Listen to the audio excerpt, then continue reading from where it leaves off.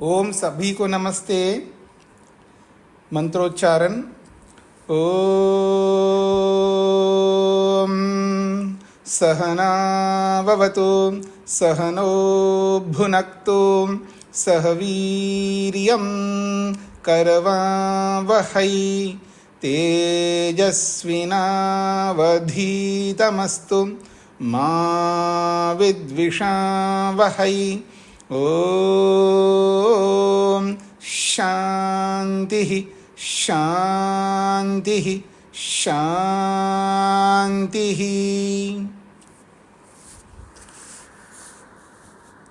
योग दर्शन की कक्षा संख्या 221 है। विभूति पाद के 28वें सूत्र तक हमने विचार किया है। सिद्धियों का प्रसंग चल रहा है।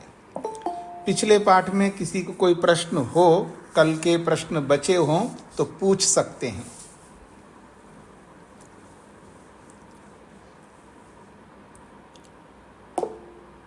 हाँ जी, वेद प्रिया जी। स्वामी जी, कल जो महर्षि दयानंद जी का भाष्य था उसमें था कि उसको योग ज्ञान से ही योगी जानता है। तो स्वामी जी उसमें ऐसा मानेंगे संप्रज्ञात समाधि और असंप्रज्ञात समाधि से जानता है? हाँ जी, दोनों में से किसी भी एक समाधि को ले सकते हैं। तो क्योंकि ये जो आप सबको याद रखना है, ये जो सिद्धियां बताई जा रही है ये संयम से सिद्ध होने वाली सिद्धियां, यानी संयम से प्राप्त होने वाली सिद्धियां हैं। और संयम उसी को कहते हैं योग में धारणा, फिर ध्यान, फिर समाधि। तो जब समाधि का मतलब है संप्रज्ञात समाधि कम से कम, और संप्रज्ञात समाधि में भी जो प्रारंभिक समाधि भी आप ले सकते हो। तो समाधि तो वहाँ लगती ही है, यानी एकाग्र अवस्था में मन की जो चौथी अवस्था एकाग्र अवस्था, उसको प्राप्त किए बिना ये संयम नहीं हो सकता, और समाधि के बिना ये सब सिद्धियों की प्राप्ति नहीं हो सकती जी। और किसी को कोई प्रश्न? तो अब हम आगे बढ़ते हैं। सूत्र संख्या 29 है। हाँ जी, महिमा जी। नमस्ते स्वामी जी। जी स्वामी जी, इसमें महर्षि दयानंद ने कहा है आत्मा से ही ध्यान का संबंध है जी। अर्थात आत्मा में जो भी ज्ञान आएगा जी, उसका ही हम ध्यान लगा सकते हैं। हाँ जी, आत्मा तो में अंदर से भी प्रकट होता है जो ज्ञान, वो कैसे होगा? ईश्वर की तरफ से नहीं, अंदर से ज्ञान प्रकट होता है का मतलब है वो कई बार क्या है, हम अभी इसका भी एक प्रसंग आएगा, अगला आगे एक सूत्र आ रहा है, उससे भी स्पष्ट करूँगा। होता क्या है कि हम बहुत कुछ सुनते हैं, बहुत कुछ पढ़ते हैं। तो सुना हुआ, पढ़ा हुआ, ये देखा हुआ, वो हमारे मन के अंदर किसी कोने में रह जाता है, लेकिन वो प्रकट नहीं हो पाता है। तो जब अंदर से जो हमको अचानक जानकारी मिलती है, तो वो वही जानकारी होती है जो पहले से हमने गेन किया है, लेकिन हमारा फोकस उस पर नहीं गया जी। जी जी। अब मैं आपके सामने रख रहा हूं 29वां सूत्र 2.9। नाभि चक्रे काय व्यूह ज्ञानम। सूत्र कहता है नाभि चक्रे, अपने शरीर के अंदर नाभि सबको होती है, नाभि सबके पास में है। तो अपने शरीर का जो बीचों बीच, पूरे शरीर के बीच में है नाभि, लगभग यूँ समझ लीजिएगा। तो नाभि जो है, नाभि में संयम करने से, चक्र तो एक स्थान को बोला जाता है, जैसे नाभि एक स्थान है, कंठ एक स्थान है, मूर्धा एक स्थान है, तो इनको चक्र के नाम से भी बोला जाता है। तो नाभि चक्रे यानी नाभि में संयम करने से, नाभि में मन को लगा करके, नाभि के अंदर मन को लगा करके, क्योंकि वो सेंटर है एक प्रकार से, पूरा शरीर का एक केंद्र है। तो वहाँ पर संयम करने से, धारणा, ध्यान, समाधि लगा करके नाभि चक्र में संयम करके जब व्यक्ति बोध करता है, उसको ज्ञान होता है अपने शरीर के बारे में, तो कहा काय व्यूह ज्ञानम। काय कहते शरीर, शरीर का जो व्यूह कहते संरचना, शारीरिक संरचना का ज्ञान हो जाता है। यानी हमारा शरीर कैसा है, अपने पूरे शरीर का व्यूह यानी उसकी संरचना, उसको बोध हो जाता है। और ऐसे ज्ञान नहीं होता है, पहले से थ्योरी के रूप में तो बहुत कुछ पढ़ा है ना। जैसे विष्णु जी है मान लीजिएगा, या आप में से और भी जो एलोपैथी के और भी डॉक्टर है हमारे सामने, विष्णु जी आयुर्वेद के डॉक्टर हैं, एलोपैथी के भी डॉक्टर है आप में से कोई, हो सकता मेरे को जानकारी नहीं, कोई आप में से होम्योपैथी डॉक्टर भी हो। तो जो डॉक्टर है तो उन्होंने जो थ्योरी पढ़ी है बहुत कुछ, और प्रैक्टिकल में उनको दूसरों का शरीरों को काट पीट करके दिखाया गया है, पर अपने शरीर को तो प्रत्यक्ष नहीं देखा उन्होंने। क्यों विष्णु जी? दूसरों के शरीर को काट पीट करके बहुत देखा है, ठीक है ना। दूसरों के शरीर का व्यू रचना को उन्होंने प्रैक्टिकल बहुत कुछ देखा होगा, लेकिन अपने व्यू रचना को तो कहाँ देखा उन्होंने।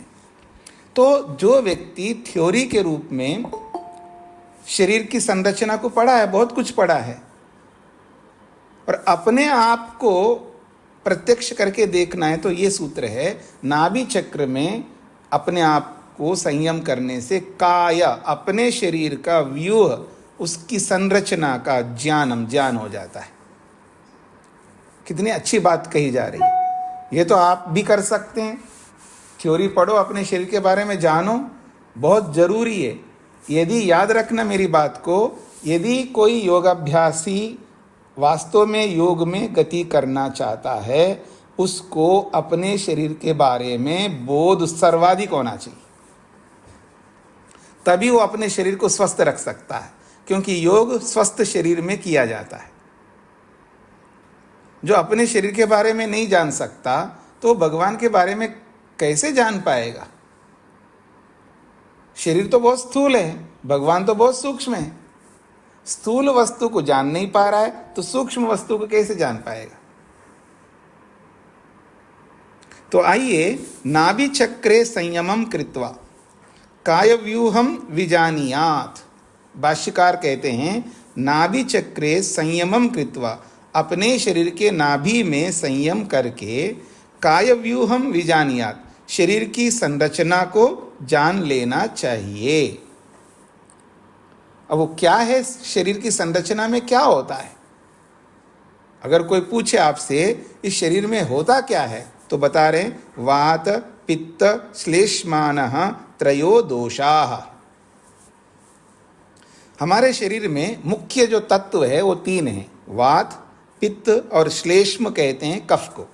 तो वात पित्त श्लेष्मानः, वात पित्त और श्लेष्मा, त्रयः, ये तीन प्रकार के दोषाः, दोष कहलाते हैं। इनका नाम जो है ना, इनको धातु भी कहते हैं, किसी वे में दोष भी कहते हैं, ऐसे इनके अलग अलग नाम हैं। इनको दोष इसलिए कहते हैं दूषणात् दोषाः, क्योंकि ये दूषित करते हैं, शरीर को दूषित करते रहते। कभी कभी इनबैलेंस हो जाता है ना, कई बार बैलेंस रख कर के व्यक्ति नहीं चल पाता है। जब इनबैलेंस हो जाता है शरीर में, तो ये शरीर को दूषित कर देते हैं, शरीर को खराब कर देते हैं। ये दूषित करने वाले होते हैं, इसलिए इसका नाम दोष है। तो वात पित्त और कफ, ये बहुत महत्वपूर्ण तत्व है इस शरीर के। ये एलोपैथी में नहीं मिलेंगे और पैथियों में नहीं मिल पाएंगे, आयुर्वेद में बहुत अच्छे ढंग से मिलेंगे। और इस आयुर्वेद को सब लोग समझ नहीं पाते हैं, विशेषकर जो एलोपैथी वाले इस पर ज़्यादा ध्यान नहीं देते हैं, पर थोड़ा बहुत आजकल देने लगे हैं। तो कहने का मतलब ये है कि वात को समझना, पित्त को समझना और कफ को समझना, ये प्रत्येक व्यक्ति को जरूरी है। अपनी प्रकृति को नहीं समझ लेगा, नहीं समझेगा, तो वो योग नहीं कर पाएगा, योग कर ही नहीं पाएगा। अगर वात को नहीं समझेगा तो वो आसन को नहीं समझ पाएगा, आसन को समझ नहीं पाएगा। कई लोग बोलते हैं, जी देखिए मैं 15 मिनट तो बैठता हूँ, लेकिन उसके बाद में जो है मेरे ये जो पिंडलियों में और मेरे जंघाओं में, मेरे ये नसों में, अरे ये हो रहा है, बड़ा पेन होता है, मेरे को पाँव लंबा करना पड़ता है, जो भी करना पड़ता है, तो उसको समझ में नहीं आता ये हो क्या रहा है। याद रखना, जो शरीर में जहाँ कहीं भी पेन होता है ना, उस पेन का सीधा संबंध है वात के साथ। तो वात को समझना पड़ेगा। और आयुर्वेदकार ने बताया वात से 80 प्रकार के रोग होते हैं। वैसे तो पता नहीं कितने होते हैं, तो उन्होंने परिगणना करके बताया 80 प्रकार के रोग होते हैं। तो अपने शरीर के वात को, हर व्यक्ति में वात है, हर व्यक्ति में पित्त है, हर व्यक्ति में कफ है, तीनों होंगे। कोई ऐसा शरीर नहीं है तीनों नहीं हो, लेकिन तीनों बराबर नहीं होते, तीनों सम मात्रा में नहीं होते।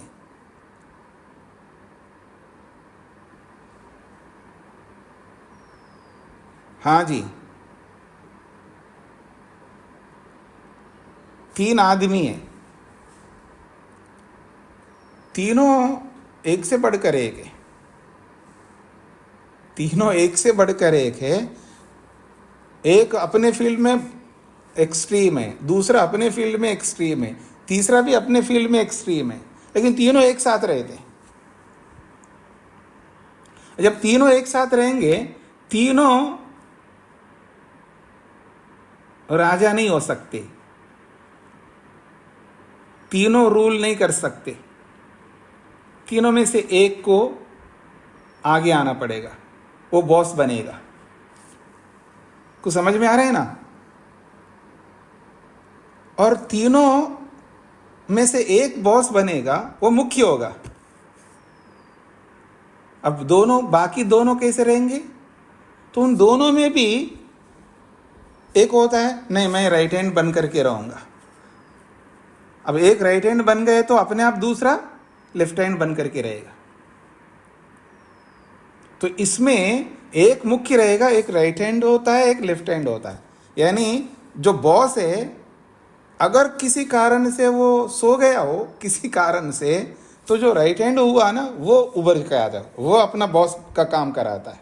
अगर वो भी किसी कारण से सो गया है, तो अब बचा अकेला वो ही है लेफ्ट हैंडर, तो फिर वो अपना काम करेगा। ये वात पित्त कफ ऐसे रहते हैं, हर व्यक्ति में ये तीनों रहेंगे। लेकिन अगर मैं मान लीजिए शकुंतला माता जी को देखूंगा, तो इसमें क्या बॉस है इनके शरीर में, वो पता लग जाएगा। फिर उसका राइट हैंडर कौन है,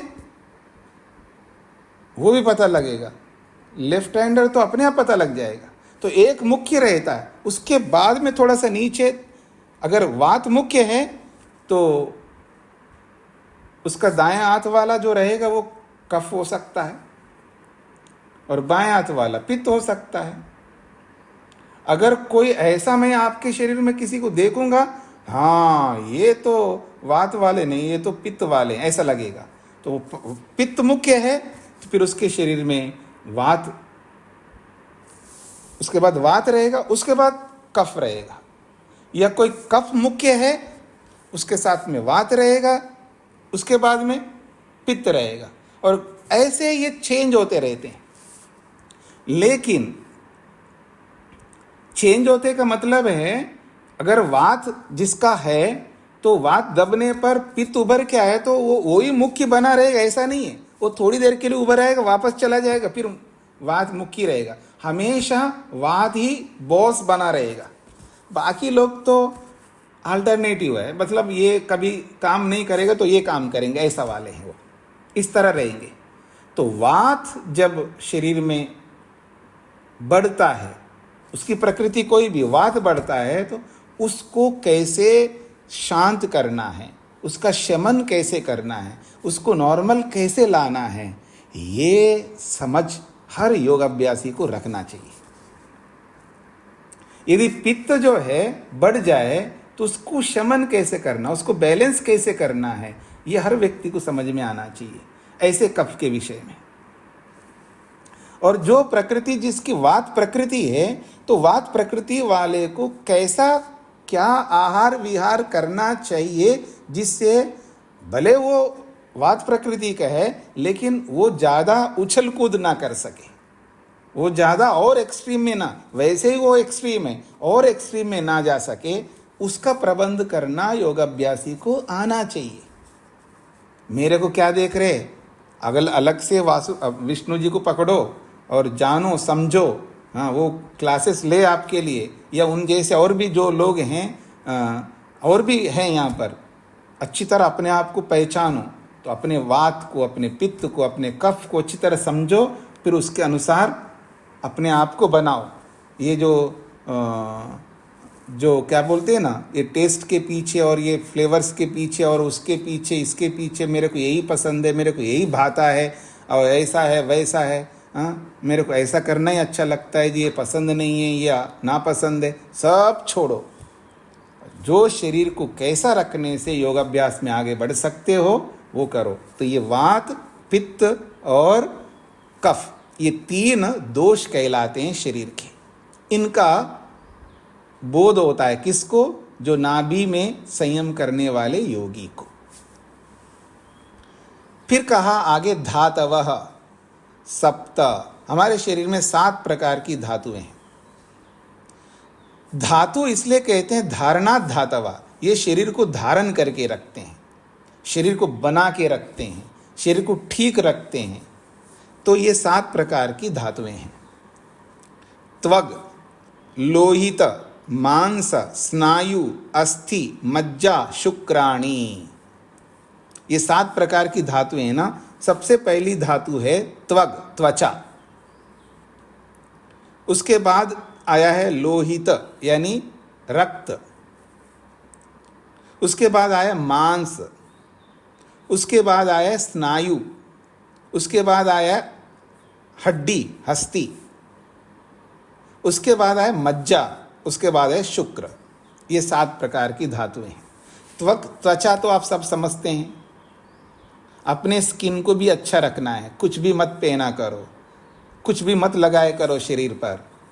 अपने स्किन को, अपनी चमड़ी को बहुत अच्छे ढंग से रखो, बहुत दिखावा में मत रहा करो। अपनी चमड़ी को ऐसा रखो, संभल करके रखो। क्या पहनना है, क्या लगाना है, क्या नहीं लगाना है, सब अच्छी तरह जानो। आयुर्वेद के स्किन स्पेशलिस्ट से कांटेक्ट करो, ठीक है ना जी। तो त्वचा को आप सब समझते हैं। लोहित कहते हैं रक्त को। अपने रक्त को भी समझा करो। नहीं जी मैं ये खाता ही नहीं, क्या करूं, मैं खाती ही नहीं है, ऐसे कर करके हीमोग्लोबिन को कम कर दिया, पता नहीं क्या क्या रक्त में विकार उत्पन्न कर रहे हो। तो अपने रक्त को समझो, ठीक है जी। अपने रक्त को अच्छी तरह समझो।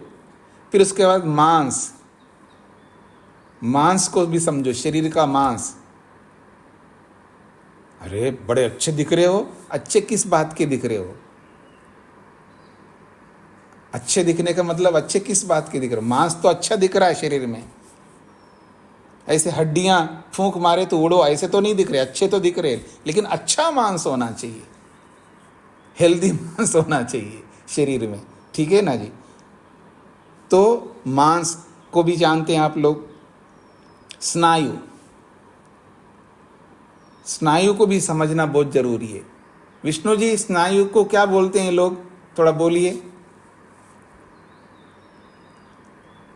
लिगामेंट कहते हैं। थोड़ा हिंदी में बताइए और दूसरे शब्द में। मतलब ज्वाइंट को ऊपर से पट्टी ऐसी बंधी होती है, वो उसको कहते हैं स्नायु। जी। अच्छा, ज्वाइंट जहाँ होता है जी जी, उसका ऊपर जो पट्टी बंधी होती है टाइट की, उसको लिगामेंट कहते हैं। जी जी जी जी वही स्नायु। अच्छा, डॉक्टर अल्पना जी हैं ग्रुप में?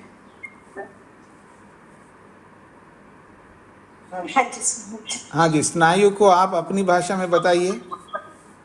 हाँ जी स्वामी जी, वही मैं एक बताया लिगामेंट है जी जो कि बोन को मसल से कनेक्ट करता है। जी बिल्कुल, दोनों ने ठीक ही बताया है।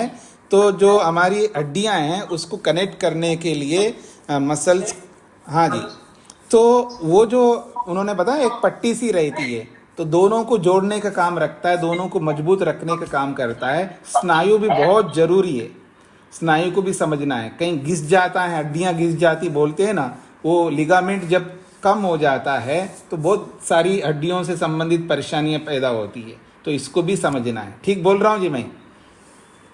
ठीक है, तो स्नायु, उसके बाद है अस्थि, हड्डियां तो आप समझते ही हैं। उसके बाद मज्जा, मज्जा को बताइएगा अल्पना जी, मज्जा को इनको थोड़ा समझाइए, मज्जा क्या होती है? हाँ जी स्वामी जी, बोन मैरो को कहते हैं हाँ मज्जा। जी जी, और थोड़ा सा हिंदी में बता दीजिए, सबको समझ में आ जाए। अच्छा, ये जो हड्डी के बीच में भरा हुआ होता है, हाँ जो कि ब्लड को बनाने में ये हेल्प करता है। हाँ, इसमें आप में से किसी ने मांसाहार किया क्या पहले? जो आप में से किसी ने मांसाहार किया क्या? तो कुछ लोग क्या हड्डियां हड्डियां खाते हैं, ला हड्डियां नहीं चबाएंगे, लेकिन हड्डी के अंदर जो मज्जा है ना उसको खाते रहते हैं, वो है वो मज्जा। ठीक है जी, तो ठीक बात है, तो ये है मज्जा।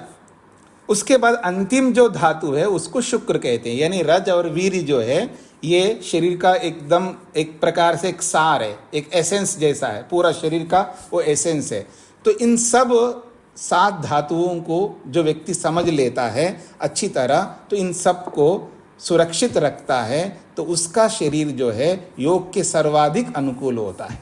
तो इन सारे यानी 7 धातुओं को वो अच्छी तरह समझ पाता है, वो अपने आप को प्रत्यक्ष देख रहा होता अंदर से। जैसे हम बाहर से कोई डॉक्टर बाहर के किसी शरीर को चीड़ पाड़ करके जैसे बाहर के शरीर के इन सारी 7 धातुओं को देखते हैं और वात पित्त कफ को अच्छी तरह समझते हैं दूसरों के, लेकिन यहाँ अपने आप के समझता है व्यक्ति। ये एक बहुत बड़ा अंतर है, दूसरे को समझना और अपने आप को समझना बहुत ज़्यादा अंतर है। आप तो दूसरों को बहुत समझते हैं लेकिन अपने आप को नहीं समझ पाते हैं। ऐसा होता है ना, जो ऊपर से एक्सटर्नली हम लोग बाहर से दूसरे लोगों को बहुत समझते, देखो ये क्या खाता है, देखो ये कैसे चलता है, देखो ये क्या पहनता है, ऐसे मतलब दूसरों को बहुत जानते हैं ना आप लोग। ऐसे यहाँ बोला जा रहा है अपने आप को वो भी अंदर से समझना है, अपने पूरे शरीर के स्ट्रक्चर को समझाया जा रहा है। थोड़ा मोटा मोटा बताया, यहाँ पर सब कुछ नहीं बताया, ये केवल ये उदाहरण के रूप में ये बताया। तो 7 धातुओं को जो व्यक्ति समझ लेता है अच्छी तरह, तो वो अपने शरीर के इन सब धातुओं को ठीक रखने के लिए मेहनत कर रहा होता है प्रत्यक्ष। फिर कह रहे हैं पूर्वम पूर्वम एषाम बाह्यम इति एषा विन्यासा। पूर्वम पूर्वम बाह्यम, ये 7 धातुओं में एक बाहर का होता है, एक अंदर का होता है। सबसे बाहर का कौन है? त्वक, सबसे बाहर है त्वचा, ऊपर से दिखता है हमको। और त्वक के बाद में रक्त, ठीक है जी, रक्त के बाद में मांस, मांस के ऊपर रक्त है, मांस के ऊपर रक्त है, रक्त के ऊपर त्वचा है, समझ रहे ना। और ऐसे ही स्नायु, स्नायु जो है, स्नायु अंदर है और मांस उसके ऊपर है। अस्थि जो है अंदर है, उसके ऊपर स्नायु है, ठीक है जी। और मज्जा जो है ये अंदर है, उसके ऊपर अस्थि है। ऐसे ये है, इससे पूर्व पूर्व वाला बाह्य है और बाद बाद वाला अंदर का है, ऐसा समझना चाहिए। ये कहना चाह रहे हैं पूर्वम पूर्वम एषाम बाह्यम, पूर्व पूर्व वाला बाह्य है और बाद बाद वाला अंदर का है। इति एषा विन्यासा, ये इनको ऐसा जोड़ के रखना चाहिए, हमको ऐसा इनको समझना चाहिए, ये कहना चाह रहे हैं। इनका क्रम बताया, विन्यास का मतलब ऐसा क्रम समझ लेना चाहिए। तो अपने शरीर को समझना बहुत अधिक आवश्यक है। हाँ जी, मोहनलाल जी को क्या पूछना है? स्वामी जी नमस्ते। जी स्वामी जी, अभी तक तो हमने रस, ये त्वचा जो है त्वक की जगह रस पढ़ा है, रस रक्त मांस ये पढ़ा है इस क्रम में। जी तो जी ये त्वचा तो आज ही पढ़ पा रहे हैं जी। जी जी शायद गलत को हमने। नहीं गलत नहीं पढ़े, प्रेजेंटेशन अलग अलग ढंग से होता है। रस, रक्त, मांस, मज्जा, ये ऐसा भी बोला जाता है, क्योंकि जो रक्त है उससे पहले रस होता है, रस से फिर रक्त बन जाता है। वो त्वचा को ना लेकर के रस से प्रारंभ करते, बस इतना ही अंतर है। यहाँ सारी बातें बताई ऐसा नहीं है ना, पूरे शरीर के अंदर बहुत जटिल संरचना है, एक मोटी मोटी बातें बताई, हर बात नहीं बताई यहाँ पर। वो भी ठीक है, रस, रक्त, मांस, ऐसा वहाँ पर भी वैसा भी बोला जाता है। त्वचा को ना लेकर के रस से प्रारंभ करके भी बताया जाता है जी। आगे बढ़ें जी। तो प्रत्येक योगाभ्यासी को अपने शरीर की संरचना को समझ लेना चाहिए। जब प्रत्यक्ष करेंगे कम से कम थ्योरी के रूप में, तो हम सबको जरूर इन सब चीज़ों को समझना चाहिए। अब आगे बढ़ते हैं, बहुत महत्वपूर्ण सूत्र आ रहा है, 30वां सूत्र, और रोचक भी है। कंठकूपे क्षुत पिपासा निवृत्ति ही। कंठकूपे क्षुत पिपासा निवृत्ति। कंठकूप में संयम करने से योगी को क्षुत यानी भूख और पिपासा यानी प्यास, तो भूख और प्यास की निवृत्ति हो जाती है, अर्थात उसको भूख और प्यास नहीं लगती है, लंबे काल तक उसको भूख और प्यास नहीं लगती है। तो कंठकूप क्या होता है, इसको भाष्यकार स्वयं समझा रहे हैं। जिह्वायाः अधः, जिह्वायाः अधस्तात् तंतु, तंतो अधस्तात् कंठ, ततो अधस्तात् कूपः, तत्र संयमात् क्षुत पिपासे न बाधेते। कह रहे हैं जिह्वायाः अधस्तात्, जिह्वा के अधस्तात् का मतलब नीचे, जिह्वा के अधस्तात्, जीभ के नीचे तंतु, एक तंतु है, मतलब आप यूं कह सकते हैं वो एक नस जैसा है। तंतु का मतलब है नस, सूत कह सकते हो, नस कह सकते हो। तो जीभ के नीचे एक नस है, तंतो अधस्तात्, और उस नस के नीचे भी कंठ है। ततो अधस्तात्, और उस कंठ के नीचे भी कूपा का मतलब होता है गड्ढा। अब आप मेरी ओर देखेंगे ना, इधर देखिएगा तो देखिएगा जीभ के नीचे एक तंतु है, तंतु के नीचे जो है कंठ है, ये कंठ कहलाता है, और कंठ के नीचे एक गड्ढा सा है। सब लोग यहाँ हाथ लगा करके तर्जनी लगा कर देख सकते हैं, गड्ढा सा है यहाँ पर, सब अपने आप देख सकते हो आप।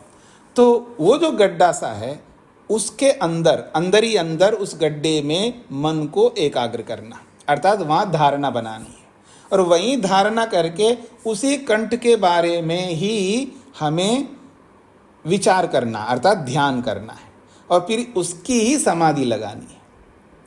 जब वो तीनों हो जाते हैं, धारणा, ध्यान, समाधि लग जाती है इस गड्ढे के संदर्भ में, तो क्या होता है, क्षुत पिपासे न बाधेते, भूख और प्यास हमें बाधित नहीं करते हैं। जब भूख लग रही होती है तो हम परेशान होते हैं ना, शरीर मांग रहा होता है, हम परेशान होते हैं, हम सहन नहीं कर पाते। प्यास लग रही है तो हम सहन नहीं कर पाते, हमको पानी पीना पड़ता है, और भूख लग रही है तो हम सहन नहीं कर पाते, हम पी लेते हैं। तो सामान्य स्थिति में तो सभी लोग करते ही हैं, लेकिन विशेष परिस्थिति आती है, आप में से कोई उपवास रहते हैं, मतलब शरीर को थोड़ा सा रेस्ट देने के लिए। आप में से कुछ लोग ऐसे होते हैं ना जी, महीने में एक बार मैं खाता नहीं, कोई कहता मैं एक सप्ताह में एक बार नहीं खाता हूँ, कोई कहता मैं 15 दिन में नहीं खाता हूँ, ऐसा आप में से कोई है? तो जब आप किसी उद्देश्य के लिए जब नहीं खाते तो आप उस दिन सहन करते नहीं करते? आप लोग सभी करते हैं जब उपवास करना है, मतलब पानी पीते होंगे और कुछ खाने पीने की कोई चीज़, मतलब कोई जूस या कोई नारियल का पानी, कोई शरबत या कोई नींबू का पानी, कुछ नहीं लेना, बस केवल पानी पीता है और रहता है। और कभी कभी कोई ऐसा भी कोई आप में से करते होंगे, निर्जला बोलते हैं ना, मतलब पानी भी नहीं पीते हैं, किसी उद्देश्य को ध्यान में रख करके करते होंगे, आप में से कोई करते होंगे। अक्सर माताएं बहनें ज़्यादा करती हैं। मैं कभी कभी पूछता हूँ कि पुरुष क्यों नहीं करता है? क्यों जी? मतलब पति की दीर्घ आयु के लिए उसकी के लिए पत्नी ही करती रहती है, जो करने वाले, और वो पति हर साल देख रहा होता है मेरी पत्नी मेरे लिए रोज व्रत, मतलब हर साल व्रत करती है, उसके दिमाग में नहीं आता मैं भी करूं। अगर किसी के आता होगा तो उसको करने नहीं देते होंगे, तो करना चाहिए उसको भी। खैर, एक मैं हंसी में बोल रहा, ऐसे कोई नियम नहीं है, ना स्त्री को करने का नियम है ना पुरुष को करने का नियम है, ऐसे हंसी में बोल दिया क्योंकि करते हैं लोग आजकल। तो जब किसी उद्देश्य के लिए करता है व्यक्ति, तब तो सहन करता ही करता है, मतलब शरीर को रेस्ट देने के लिए करता है तो करता है, या मान लीजिए कि डाइजेस्ट नहीं हुआ, जो भी पहले दिन का खाया हुआ ठीक से डाइजेस्ट नहीं हुआ, ठीक से नहीं पचा है, तो भी कर लेता है कोई व्यक्ति। कई बार व्यक्ति दोनों समय के एक ही समय कर लेता है तो फिर आगे नहीं करता है, ऐसा कुछ ना कुछ होता है ना। तो किसी ना किसी उद्देश्य को लेकर के हर कोई व्यक्ति एक दिन का उपवास रहता है, कभी कभी कोई व्यक्ति 2 दिन का भी रह सकता है। और नरेंद्र मोदी जी जैसे व्यक्ति, अभी सुना था राम मंदिर के विषय में उन्होंने बड़ा तब कई दिन तक पानी, शायद कुछ नहीं खाया, पानी पर रहे होंगे, या कभी पानी भी नहीं पिया होगा, ऐसा भी सुना है। एक दिन पानी तक भी नहीं पिया, कई दिन तक रहता है। तो किसी न किसी उद्देश्य के लिए कोई भी रह सकता है, बस उसका उद्देश्य दृढ़ होना चाहिए। मतलब उसने जब संकल्प किया, विल पावर ऐसा होता है, आत्मिक शक्ति से, मनोभाव से, संकल्प से, और उस उद्देश्य को सामने रख करके कोई भी 1 दिन, 2 दिन, 3 दिन, 4 दिन, 5 दिन ना खाए चल सकता है, कोई भी रह सकता है। मैं भी रहा हूं कई दिनों तक, 5 दिन तक तो रहा हूं। तो बाकी मेरे को और भी साथ में काम भी करना पड़ता था ना, काम ना करूं तो और थोड़ा ज़्यादा रह सकता है, लेकिन मैंने प्रयास किया, लेकिन कर नहीं पाया ज़्यादा दिन तक। तो किसी न किसी उद्देश्य के लिए रह सकता है। लेकिन यहाँ बोला जा रहा है विशेष रूप से, यदि कंठकूप में यदि विशेष संयम करता है, धारणा ध्यान समाधि लेके, तो उसकी भूख और प्यास जो है उसको बाधित नहीं करते, परेशानी नहीं होती उसको। इसका ये मतलब नहीं है कि सालों तक नहीं खाता, ये नहीं है, महीनों तक नहीं खाता, ऐसा नहीं है। कुछ परिस्थिति विशेष के लिए ऐसा करता है वो योगी। मान लीजिए उसको कोई विशेष बात समझनी हो ईश्वर से, ठीक है जी, कोई विशेष कुछ भगवान से जो गुफ्तगू करनी हो बहुत देर तक, बहुत समय तक। अब खाएंगे पिएंगे तो उठना पड़ेगा, सब काम करना पड़ेगा, और बस बैठ गया ध्यान, मतलब समाधिस्थ होकर के बैठ गए, 1 दिन 2 दिन बैठना चाहे बैठ जाए, 2-3 दिन तक बैठ जाए, तो किसी विशेष परिस्थिति के लिए करेगा, तब उसको भूख प्यास बाधित नहीं करेंगे। उसके बाद जाकर के फिर जो भी करना करेगा, लेकिन लंबा नहीं कर सकता है, लंबा नहीं कर सकता है, न करना भी चाहिए। तो हम सामान्य लोग जितना करते हैं उससे कई गुना अधिक योगी करता है, बस इतना समझ लीजिएगा। ऐसे मत समझना है कि कुछ भी नहीं खाता है तो फिर वो मैन्युफैक्चरिंग डिफॉल्ट होता है किसी किसी को। हाँ, याद रखना, कभी कभी किसी के बारे में हम सुनते हैं ये खाता ही नहीं है, उसको 10 डॉक्टरों ने बिठा करके उस कई परीक्षण किया, उसको पानी भी देते थे कुल्ला करने के लिए, उसको भी नापते थे, कभी पानी पी लेता वो कुल्ला करते करते ऐसा। तो ऐसा करके देखा तो वो मैन्युफैक्चरिंग डिफॉल्ट है, मानी वानी वो कोई समस्या है शरीर में, उसको बिना खाए भी उसका शरीर सारे उसके अंग ठीक काम कर रहे होते हैं। तो ऐसा कोई रेयर में कोई हो सकता है, पर हर कोई ऐसा नहीं कर सकता सालों तक कुछ ना खाए और शरीर ठीक काम करे। वो तो योगी भी नहीं, वो साधारण आदमी होगा, कोई साधु टाइप का भी हो सकता है, लेकिन उसके शरीर में कोई ऐसा, जैसे किसी के शरीर में बहुत ज़्यादा इलेक्ट्रिसिटी होती है, किसी के शरीर में कोई कुछ ऐसा मैन्युफैक्चरिंग डिफॉल्ट जब होता है, मतलब वस्तु के बनते समय, आप में से कई लोग बड़े बड़े बिजनेस करने वाले हैं, वो भी कुछ प्रोडक्ट्स बनाते हैं, उनमें से भी कभी कभी कोई ऐसी चीज़ ऐसे टेढ़े मेढ़े निकल के आती है ना, बाहर का शेप, तो ऐसे अंदर के शेप में भी ऐसा कुछ हो जाता है बनते समय। तो ऐसा कोई हो सकता है, बाकी नॉर्मल व्यक्ति रहता हुआ नॉर्मल में बिना खाए नहीं चल सकता, लेकिन योगी व्यक्ति साधारण लोगों की अपेक्षा या जो प्रैक्टिस कर कर के जो जैसे जैनी शादियों में भी, जैनियों के साधुओं में भी कई दिनों तक नहीं खाते हैं, एक एक महीना 2-2 महीने ऐसे, पर वो ऐसे हो जाते हैं लकड़ी के फूंक मारे तो उड़ जाए ऐसे हो जाते हैं, बाद में जाकर के फिर वो मर भी जाते हैं। वो अति जो होता है उसको छोड़ दीजिएगा। नॉर्मल में जो सामान्य लोग जितना सहन करते हैं उनसे कई गुना अधिक सहन करते हैं, और फिर वो ऐसे अधमरा ऐसे नहीं रहेंगे, ठीक ठाक रहेंगे, फिर नॉर्मल में सारे काम करेंगे। तो ये अच्छी सिद्धि है, मेहनत करके इसको कोई कर सकता है। जी आगे बढ़ें जी। हाँ जी, योगेश जी को क्या पूछना है? माइक खोलिए जी।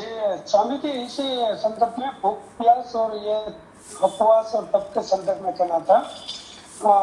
संवत्सरी जैनों का पर्व आता है, उसमें वो 28 करते हैं, 8 दिन भूखा रहते हैं। सुबह सूर्यास्त होने पर पानी पीते हैं, सूर्यास्त होने के बाद वो छोड़ देते। मेरी दादी माँ ऐसा करती थी, और सुबह 4 बजे वो सामयिक अर्थात वो हम ये जो सर्दिया करते हैं वो प्रतिदिन 1 घंटे सुबह शाम करती थी। तो एक ये होता है, और दूसरी आपने कहा था कि रण में जैसे ऊंट होता है तो किसी के शरीर भी ऐसे होते हैं जो भूख प्यास को कई दिनों तक कहने का ये तात्पर्य।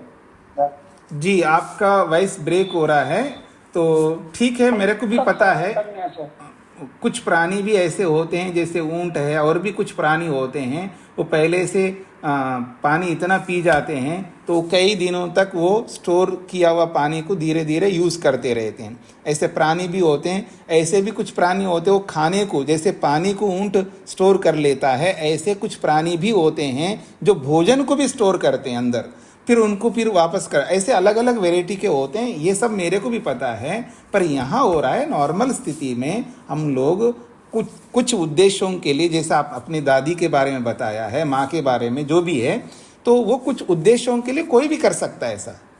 ऐसे ही उद्देश्य के लिए योगी भी करता है, और हम लोगों से कई गुना अधिक योगी करता, बस इतनी सी बात है। जी मोहनलाल जी।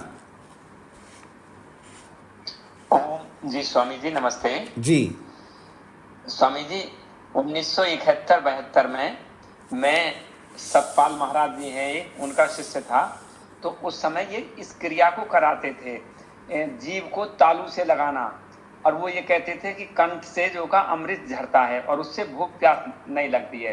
पर हमारा तो ऐसा हो नहीं पाया जी।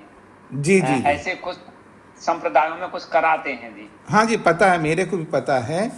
ऐसा होता है। कुछ लोग क्या होता है कि कई बार विशेष प्रेम के कारण से, विशेष भक्ति के कारण से, विशेष ऐसा होता है तो उनको लगता भी है, जैसे क्या बोलते हैं आप, कल्पना होती है ना, कल्पना। कई बार कल्पना से भी कुछ समय तक व्यक्ति ना खा करके उसको ऐसा लगता मेरे को अंदर से कुछ मिल रहा है। सब काल्पनिक होता है, कुछ मिलता नहीं है। इतना आसान नहीं है कोई भी हर एक व्यक्ति ऐसा प्रयास करके ऐसा कर ले, लेकिन हाँ कुछ अंशों में मेहनत करके वहाँ तक पहुँच सकते हैं।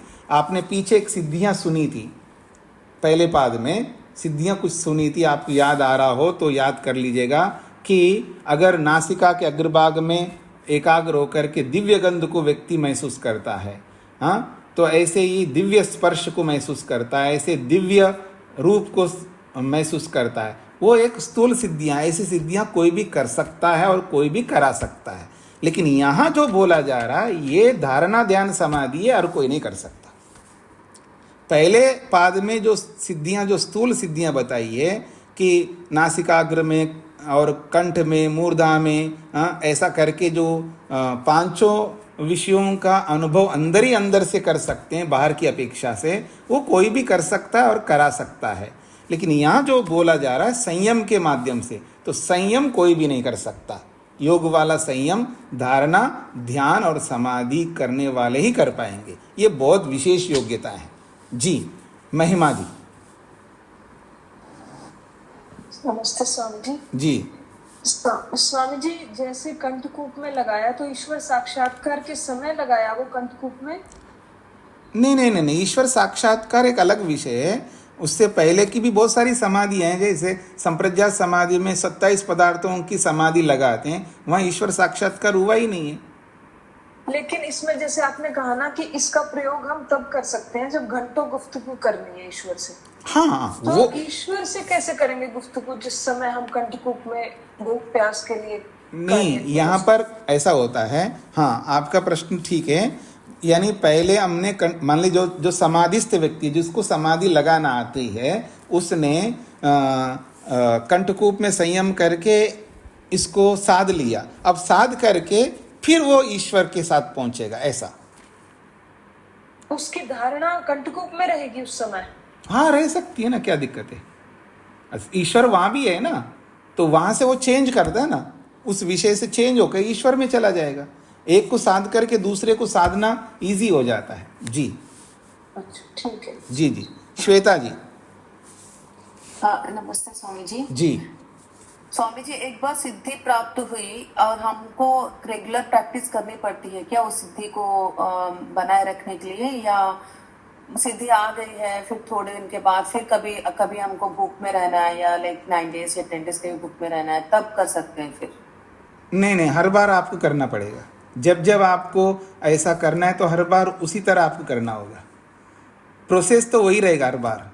एक बार आपने सिद्ध कर लिया तो जब चाहे तब हो जाएगा, ऐसा नहीं होता। क्योंकि धारणा, ध्यान, समाधि तो हर बार लगे। जैसे समाधि तक पहुंचने के लिए धारणा भी लगाएगा।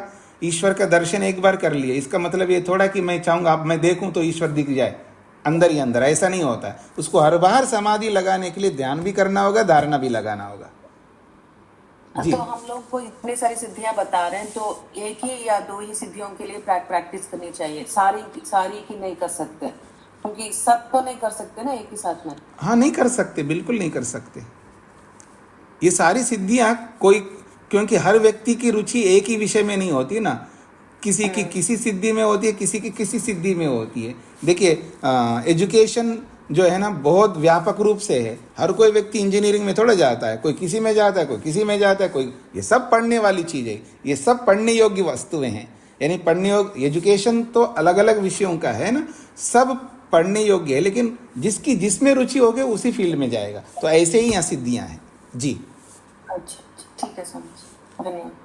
तो आगे बढ़ता हूँ जी। मैं अगली सिद्धि को लेता हूँ। 31वां सूत्र है, बहुत महत्वपूर्ण सूत्र है। कूर्मनाड्याम स्थैर्यम। देखिए, हमारे शरीर में बहुत सारे वेन्स हैं, नाड़ियाँ हैं। मतलब मैं यूँ कहूँ अनगिनत है, मोटी भाषा में बोलूँ अनगिनत नाड़ियाँ हैं। बहुत सूक्ष्म नाड़ियाँ हैं, स्थूल भी हैं, ऐसे अलग अलग प्रकार की नाड़ियाँ। और नाड़ियाँ हैं तो उनके नाम भी हैं। याद रखिएगा, अगर कोई वस्तु दुनिया में है तो उसका कोई ना कोई नाम होता है। जब आप वैशेषिक दर्शन पढ़ेंगे आगे तो आपको और व्यापक रूप से समझ में आएगा। अगर कोई दुनिया में कोई भी वस्तु है तो उसका कोई ना कोई नाम होता है, बशर्त हमें पता हो या ना हो। हमें पता नहीं इसका मतलब उसका नाम नहीं होता, ऐसा नहीं है। तो जैसे शरीर के जितने भी अवयव होंगे, सबके अपने नाम होंगे। हमें नहीं पता है, वो अलग बात है। तो ऐसे नाड़ियां हैं तो उनके भी नाम होंगे। और जितना डॉक्टर के लिए जरूरत है उतना तो उनको भी पता होता है। क्यों जी? जो ऑपरेशन करने वाले होते हैं, सर्जन होते हैं, उनको ये भी देखना चाहिए कौन सा नाड़ी। ऑपरेशन छोड़ दीजिएगा, किसी को इंजेक्शन भी लगाना है ना, वो कहाँ लगाए, उसको भी कुछ नाड़ियों के बारे में पता होना चाहिए, नहीं तो लेने के देने पड़ जाएंगे। क्यों जी? तो इसलिए नाड़ियां हैं तो उनके नाम भी होंगे। तो ऐसे ही कूर्म नाड़ी, कूर्म कछुआ को कहते हैं ना। क्यों जी? कूर्म कछुआ को कहते हैं, कछुआ। हाँ, तो कूर्म कछुए को कहते, कछुए को। तो कूर्म नाड्यम, तो कछुए के आकार में या कछुए के जैसा कोई एक नाड़ी हमारे शरीर के अंदर। तो कूर्म नाड़ी में संयम करने से, धारणा ध्यान समाधि लगाने से स्थैर्यम, स्थिरता प्राप्त होती है। स्थिरता समझते हैं? स्थिरता का मतलब है अगर उसको पकड़ कर के हिलाएंगे तो भी हिलेगा नहीं। वो आपने अंगद का नाम सुना होगा रामायण के काल में, ठीक है ना। तो ऐसे ऐसे कुछ सिद्धियां हैं। तो ये स्थैर्यम का मतलब है वो ऐसी सिद्धि है। तो अंगद के बारे में सुना जाता है रामायण में, वो अपने पांव ऐसा रख दिया, उसने संयम करके पांव ऐसा रख दिया, अब उसको हिलाने के लिए कोई हिला नहीं पाए। बड़े बड़े वीर बलवान शूरवीर जितने भी सब हिला नहीं पाए। फिर रावण उठ कर के आए तो उसको रिकॉर्ड देने के लिए, नहीं इनका पांव, ये अपने पांव पकड़े, इतने बड़ा आदमी हैं तो नहीं। देखो समझने का प्रयत्न करना। रावण ने सीता को उठा के लेके गया, उस पक्ष में वो गलत है, लेकिन और पक्षों में, हर पक्ष में गलत नहीं हो सकता ना कोई आदमी। तो वहां पर उसको इतना रिकॉर्ड दे रहे, देखो ये आप बड़े आदमी, मैं आप मेरा पांव पकड़ो, ये मैं नहीं चाहता। इसलिए जैसे वो आगे फिर हट गए, ऐसा सुनते हैं ना हम लोग।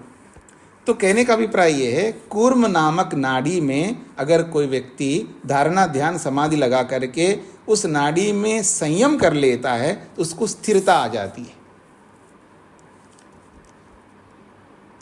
कूपाधः उरसी कूर्माकार नाड़ी, यहां पर बोला जा रहा है कूपाधः, ये जो गड्ढा बताया था ना अभी पिछले सूत्र में, कंठकूप, उसके बिल्कुल नीचे कूपात अधः उरसी, उस गड्ढे के नीचे उरसी, उरसी मतलब छाती, उस छाती में कूर्माकार नाड़ी, कछुए के समान एक नाड़ी है,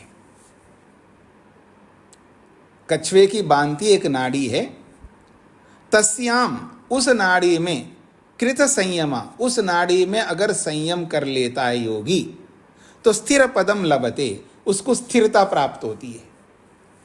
मतलब स्थिरता का मतलब क्या है, उदाहरण से समझा रहे हैं। यथा सर्पो गोधा च इति, जैसे सर्प में स्थैर्य होता है, स्थिरता होती है, जैसे गोधा में होता है। ये दो बहुत अच्छे उदाहरण दिए यहाँ पर।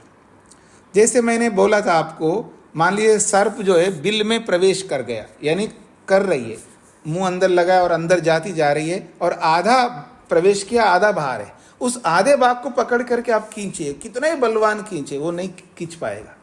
वो कट करके अलग हो सकता है लेकिन वो नहीं खींच पाएंगे। उसके अंदर इतनी स्थिरता होती है, गजब की स्थिरता होती है, यानी गजब का पकड़ होता है, ग्रिप उसके अंदर बहुत जबरदस्त होता है। कोई उसके अंदर कांटे नहीं लगे। सांप देखिएगा आप, समझने का प्रयत्न करने, उस सांप में ना पाँव है ना कांटे हैं ना पकड़ने का कुछ ऐसा कुछ है, बिल्कुल वो सांप है, बिल्कुल मुलायम सा है। लेकिन उसके अंदर वो जो स्थिरता भगवान ने जो दिया है उसको, वो गॉड गिफ्टेड है। वो उसके अंदर वो योग्यता जन्मना प्राप्त है। कितना ही खींचिएगा वो आप खींच नहीं पाओगे। ये जो सांप पकड़ने वाले होते हैं ना, कई बार ऐसा देखा जाता है, 2-2, 3-3, 4-4 पकड़ करके खींचते रहते, लेकिन वो खींच नहीं पाते।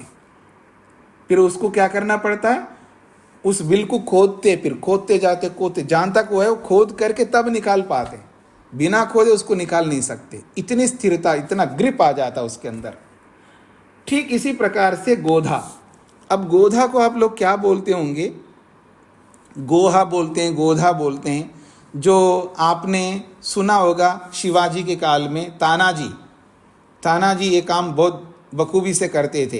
तो गोधा लंबा होता है लेकिन उसके पाँव जरूर होते हैं, 4 पाँव तो कम से कम होते हैं उसके, आगे 2 पीछे 2 ऐसा, और लंबा होता है, सांप की तरह दिखता है लेकिन थोड़ा सा मोटा होता है, उसकी आकृति अलग प्रकार की होती है, उसको गोधा कहते हैं।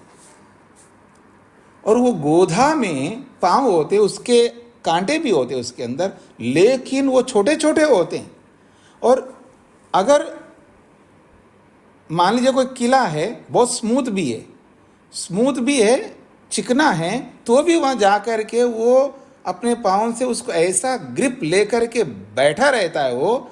अब उसको उसके पूंछ में रस्सी बांधते हैं, मोटी रस्सी बांधते हैं, और वो इतना ग्रिप ले कर के वो बैठा रहता है वहाँ पर। फिर उसको पकड़ करके 1, 2, 3 ऐसे चढ़ते जाते हैं।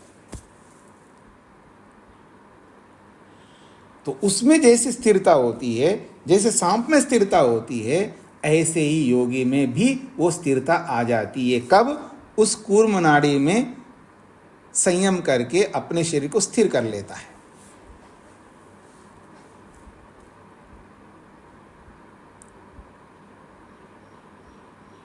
वो इसलिए कई बार करना पड़ता होगा जो, क्योंकि योगी लोग तो कहाँ रहते हैं, नगरों में तो नहीं रहते हैं।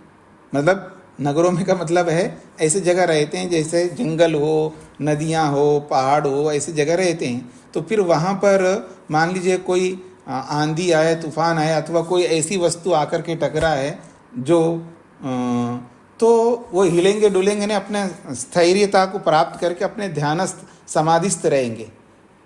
ऐसा कोई करना चाहिए, कर सकता है। ये है कूर्म नाड़ी में संयम करके अपने शरीर की स्थिरता को प्राप्त कर लेते, फिर वो हिल नहीं सकते वहां से। हाँ जी श्वेता जी। नमस्ते स्वामी जी, वो एग्जैक्ट लोकेशन समझ में नहीं आया स्वामी जी। थायराइड ग्लैंड के नीचे आप बता रहे हैं? जो ये हमारा जो कंठकूप समझ लिया ना आपने, हाँ, नियर थायराइड ग्लैंड। हाँ जी, आप ऐसा कह सकते। फिर उसके नीचे फिर पूरी छाती है। अब छाती में एग्जैक्ट कहाँ है वो, ये तो हमें नहीं पता है। अब डॉक्टर साहब बताएंगे, विष्णु जी बताएंगे, अल्पना जी बताएंगे। हाँ, उनको भी नहीं पता होगा, क्योंकि सब चीज़ें सबको पता नहीं रखता है ना। तो अब वहाँ खोजना पड़ेगा, बहुत ज़्यादा चीर-फाड़ करके देखना पड़ेगा, तब शायद कुछ पता हो। पर बोला जा रहा है तो कूर्माकार की कोई नाड़ी होती है, तो जरूर होती है। ऋषि बोल रहे हैं तो वेन आर्टरी, वेन या आर्टरी। हाँ जी, नाड़ी माने वेन या आर्टरी। हाँ जी, हाँ जी, वेन कह सकते हो। क्यों जी डॉक्टर साहब, जो वेन्स में ही आता है ना नाड़ी, या क्योंकि 2-3 प्रकार के हैं ना, बताइए आप। दोनों को ही कह देते हैं, आर्टरी, नर्व और वेंस, तीनों को कह देते हैं नाड़ी। हाँ, मोटी भाषा में तीनों को कह देते, लेकिन तीनों में थोड़ा थोड़ा अंतर है।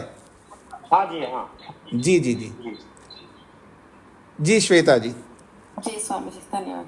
हाँ जी, और किसी कोई प्रश्न पूछना है जी?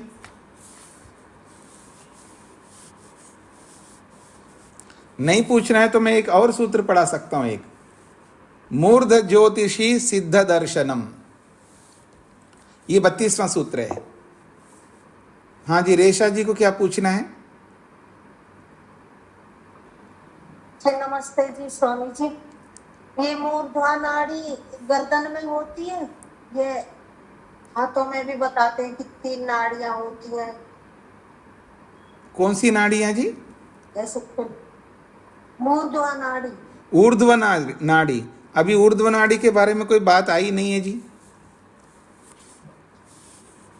जी जी, अभी तो कूर्म नाड़ी के बारे में बात आई है, जो कि छाती में होती है। वो मूर्ध ज्योतिषी सिद्ध दर्शनम।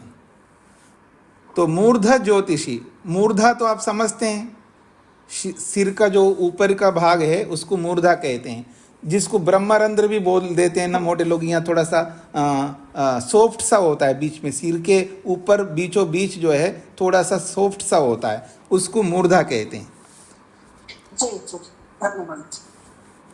तो उस मूर्धा के अंदर एक ज्योति, एक प्रकाश सा रहता है, ये बोला जा रहा है। और उस मूर्धा के ज्योति में, प्रकाश में योगी जब संयम करता है तो सिद्ध दर्शनम, सिद्धों का दर्शन होता है।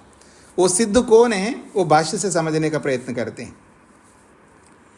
सिरः कपाले अंतः छिद्रम प्रभास्वरम ज्योति। शिरा कपाले, सिर के कपाल में, अंतः कपाल के अंदर, अंतः छिद्रम, एक छिद्र सा है जिसको लोग ब्रह्मरंध्र कहते हैं। और उस छिद्र में प्रभास्वरम, एक चमकीला, एक चमकीली ज्योति प्रकाश होता है। एक चमकीला एक प्रकाश होता है, या एक चमकीली ज्योति होती है। तत्र संयमम कृत्वा, उस प्रकाश, उस ज्योति में, उस छिद्र में रहने वाले विशिष्ट प्रकाश रूपी ज्योति में संयम करने से सिद्धानाम दर्शनम, सिद्धों का दर्शन होता है। वो सिद्ध कौन है? द्यावा पृथिव्यो अंतराल चारिणाम दर्शनम, द्युलोक और पृथ्वीलोक के बीच में जो अंतरिक्ष लोक में रहने वाले जो पदार्थ है उनके बारे में ज्ञान होता है, ये ऐसा कहना चाह रहे हैं। सिद्ध का मतलब सिद्ध पुरुष है, पहुंचे हुए पुरुष है, ऐसे कोई होते नहीं हैं, सब धरती पे ही रहते हैं। तो यहाँ पर सिद्ध का मतलब है श्रेष्ठ पदार्थ, जो द्युलोक और पृथ्वीलोक के बीच में जो अंतरिक्ष लोक है उसमें जो विशिष्ट तारागण हैं, विशिष्ट ग्रह नक्षत्र हैं, तो उनके बारे में जानकारी होती है, ऐसा सूत्र कहना चाहता है।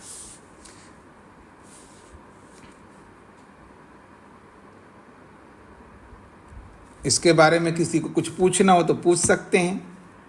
सूत्र तो पूरा हो गया, भाष्य भी पूरा हो गया। हाँ जी, मधु जी। स्वामी जी नमस्ते। स्वामी जी सिद्ध दर्शनम को एक बार फिर स्पष्ट कर दीजिए। सिद्ध का मतलब होता है जो एक तो सिद्ध होता है पहले से विद्यमान, उसको भी सिद्ध कहते हैं, ठीक है ना। और कोई मनुष्य भी बहुत मेहनत करके कुछ सिद्धियों को, कुछ उपलब्धियों को, कुछ विभूतियों को प्राप्त करते, उसको भी सिद्ध पुरुष कहते हैं। अर्थात जैसे सिद्ध पुरुष का मतलब ईश्वर को जिसने सिद्ध किया वो भी सिद्ध पुरुष है, आत्मा को जिसने सिद्ध किया वो भी सिद्ध पुरुष है, इंद्रियों को जो जीत लिया उसको भी सिद्ध पुरुष कहते हैं। तो यहाँ सिद्ध पुरुषों की चर्चा नहीं है। तो जो सिद्ध पदार्थ, जो उत्तम पदार्थ हैं, जैसे नक्षत्र हैं और ग्रह नक्षत्र, अलग अलग सूर्य, अलग अलग नक्षत्र, जो भी नक्षत्री बोल सकता हूँ मैं, अलग अलग स्टार्स है, उसके बारे में बोध होता है, ऐसा सूत्र कहना चाहता है। हाँ जी, गुप्ता जी को क्या पूछना है? नमस्ते स्वामी जी। जी स्वामी जी, जो मुर्दा है जो चोटी रखी जाती है उसको मुर्दा बोलते हैं, या जो बीच में से पोला सा वो स्थान उसको मुर्दा बोलते हैं? मूर्धा तो पूरा शरीर होता है, उसके बीचों बीच में एक तो थोड़ा सा पोला सा, थोड़ा सा सॉफ्ट सा जो होता है ना, उसमें एक छिद्र सा होता है, गड्ढा सा होता है अंदर, तो वहाँ पर एक विशेष प्रकाश होता है। उस प्रकाश में योगी जब संयम करता है तो उनको द्युलोक और पृथ्वीलोक के बीच में रहने वाले जो स्टार्स है, ग्रह है, उपग्रह है, उनके बारे में बोध होता है, ऐसा सूत्र कहना चाहता है। स्वामी जी, जो चोटी होती है वो मुर्दा के अंदर होती है या मुर्दा से बाहर होती है? जो चोटी रखते हैं ना पंडित। हाँ जी, वो मुर्दा के अंदर ही होती है जी। अच्छा, मतलब ये मुर्दा का बड़ा पार्ट हो गया ना फिर तो जी। हाँ जी, मुर्दा तो पूरा सिर होता है, तो सिर के बीच में जो होता है, जो चोटी बना के रखते हैं, वो चोटी के बीच में वो छिद्र होता है, ऐसा समझ सकते हैं आप। वो जो केंद्र है वो चोटी के बीच में, ऐसा समझ सकते हैं। हाँ जी, नरेंद्र जी को क्या पूछना है? स्वामी जी ओम जी। स्वामी जी, ये जो 31वें सूत्र में स्थिरता का प्रसंग आया है, तो इसमें ये कैसे समझें कि वो अपने को कैसे स्थिर कर लेगा? मान लिया उसमें वजन ही 60 किलो है, वो उठाने वाला, उसको हिलाने वाला, मान लिया तूफान अधिक वेग से है, या कोई हिलाने वाला भीम जैसा बलशाली है, तो ये सिद्धि को कैसे समझे स्वामी जी? ऐसे समझे जैसे बोल रहे हैं आप, और क्या समझ, आप समझ ही तो रहे हैं। अगर कोई बहुत बलवान आकर के उठाने लगे, उठ नहीं पाएगा, ऐसे समझ लीजिएगा।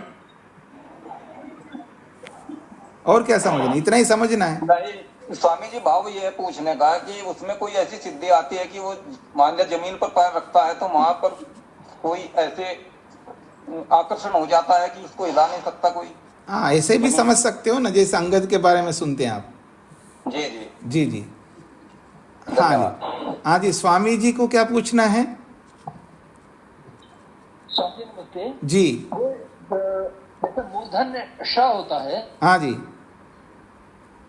तो उसको मूर्धन्य कहते, तो वो मूर्धा नहीं है?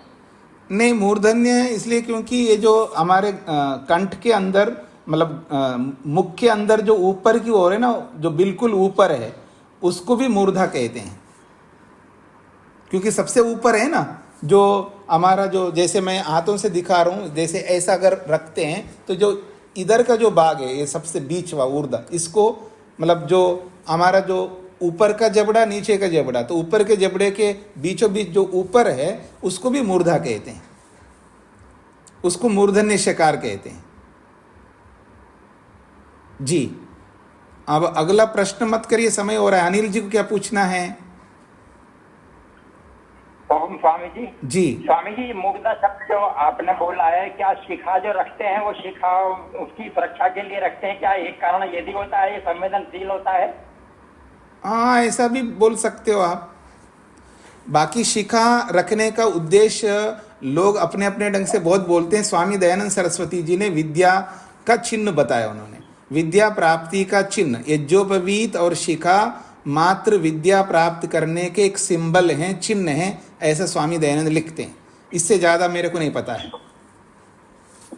शरीर विज्ञान का कोई संबंध नहीं है जी, कोई नहीं, मैं ये नहीं बोला। मैंने कहा स्वामी दयानंद सरस्वती जी ने विद्या प्राप्त करने के दो चिन्ह बताए, दो सिंबल्स बताए। शिखा का होने से पता लगता है इसको ये विद्या प्राप्त कर रहा है। ये जो विविध होने का मतलब है ये विद्या प्राप्त कर रहा है। विद्या प्राप्त करने के ये दो चिन्ह बताए, बस इतना ही मेरे को पता है जी। धन्यवाद। मधु जी को क्या पूछना था? स्वामी जी, मैं पूछ नहीं रही थी, मैं बता रही थी उसको तालु भी कहते हैं। नहीं, तालु पहले होता, तालु के बाद में जो होता है उसको मुर्दा कहते हैं। जिह्वा, अच्छा। हाँ, तालु जो है वो खुरदरापन जो होता है ना, जब जीभ लगा करके देखें तो उस खुरदरापन सा दिखता है, उसको तालु कहते हैं। फिर उस खुरदरापन से बिल्कुल ऊपर जो है उसको मुर्दा कहते हैं। अच्छा, ठीक है, जी, स्पष्ट हो गया, धन्यवाद। ओम शांति शांति शांति।